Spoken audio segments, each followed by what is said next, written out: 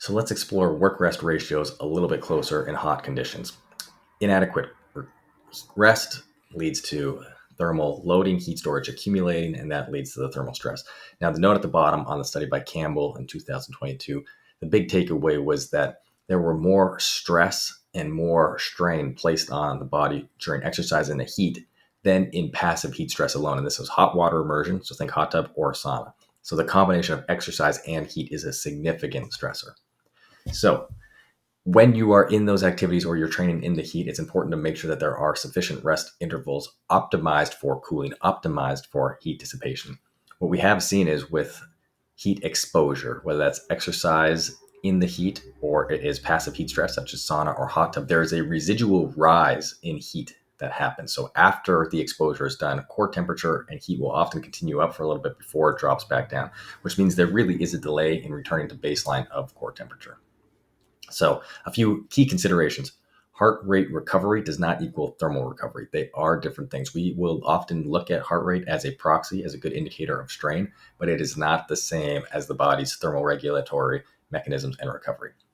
Now, elevated RPE, especially if heart rate recovery is there, could be a good indicator. If you start to see a discrepancy between heart rate looks like it should be back to a recovered zone, RPE is not, that's something that can definitely indicate further thermal stress as well as cognitive or behavioral signs.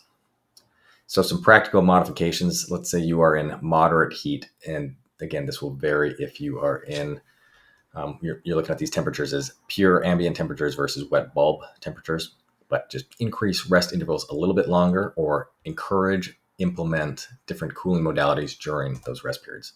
If you're in very high heat or more extreme, then rest intervals really need to be prioritized. Specific structured, mandated cooling blocks regularly and different cooling modalities to have accessible for athletes is important, and then closely monitoring for signs of heat stress and degradation.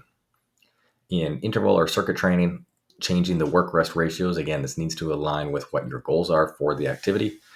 But if you can add extra cooling bouts, add in extra rest where appropriate to not take away from the objectives of the workout, that is going to be really, really helpful.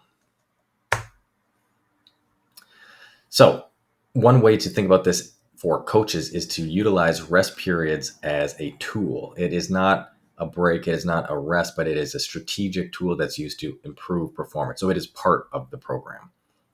Having cooling zones, equipment available, communicating this, programming rest, programming cooling as part of it, the same way that recovery has taken a much more active role in the way athletes manage health and performance with active recovery. The same thing can be with cooling and rest, as we want to actively use that time to put ourselves in the best position to succeed going forward.